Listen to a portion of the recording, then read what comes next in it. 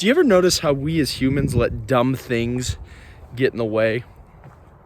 Like, for example, I played a little bit of college football, and one season we had this incredible strength and conditioning coach who was kind of in between like NFL jobs. He had come back to his alma mater to kind of help us out one off season, and one of the first things he taught us was that your muscular gains, like how much muscle you grew and like how much stronger you became, was not a function of how hard you lifted necessarily. It also involved how hard you rested. So like, for example, there were guys who we'd have practice that started 2. You watch film for an hour, you practice for 2 hours, you'd get a workout in for an hour, and then you go to dinner and do some homework and stuff, right? But some guys would go back to the gym at like 8 o'clock and they get another 2-3 hours in of just extra work to try to get extra big. And what our strength conditioning coach taught us was that's actually like the worst idea if you're trying to get stronger and build muscle.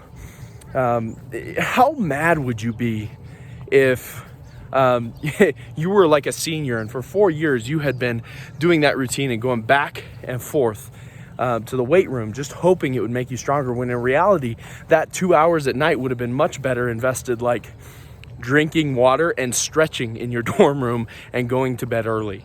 Like, that was kind of what he said. He's like, drink water, stretch, and get plenty of sleep.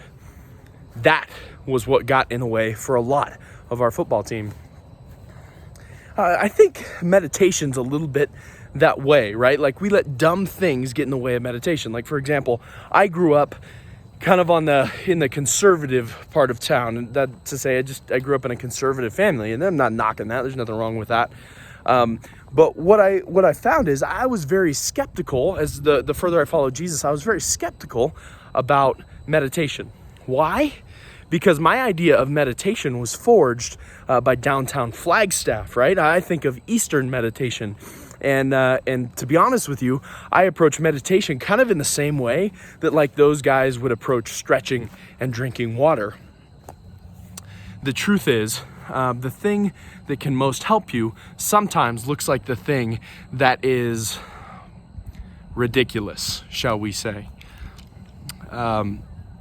Today we're talking about meditation, and we're talking about things that get in the way, misconceptions of meditation.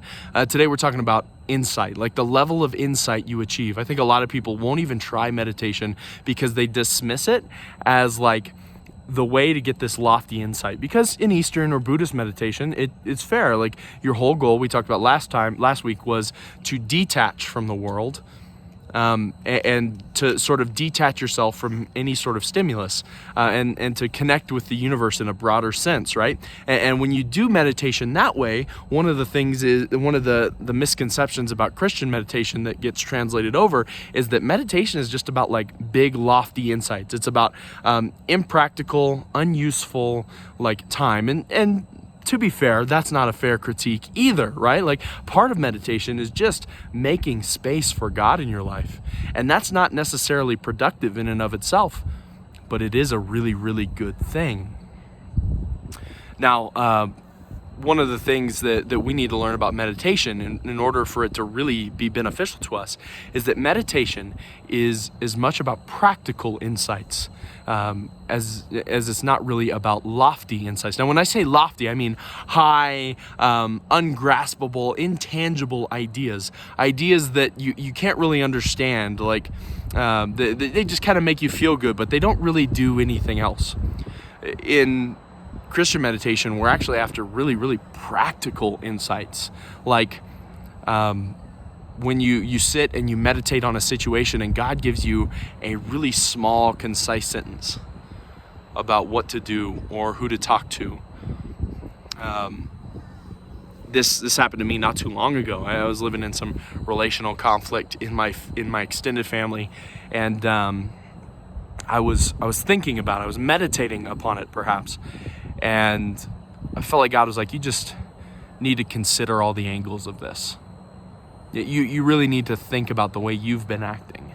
You need to think about the ways you've been creating a cycle, and not just the ways the other person is wrong, right?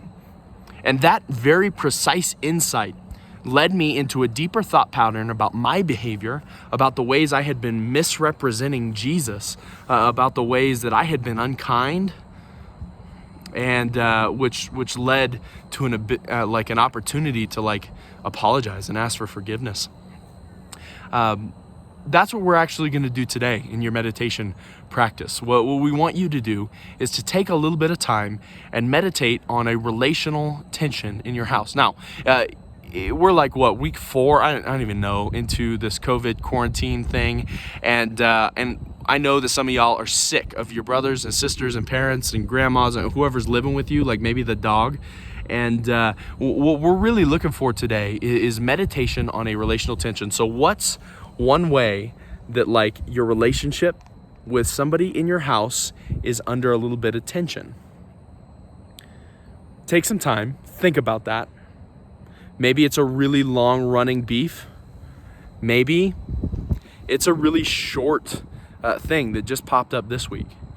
Whatever the case, take at least 10 minutes, sit down alone, think about that tension, examine every angle of it, and write down anything God asks you to do out of that. Hey guys, thanks for joining us. Enjoy your Trinity practice and Trinity groups. We'll see you right back here for Trinity sessions.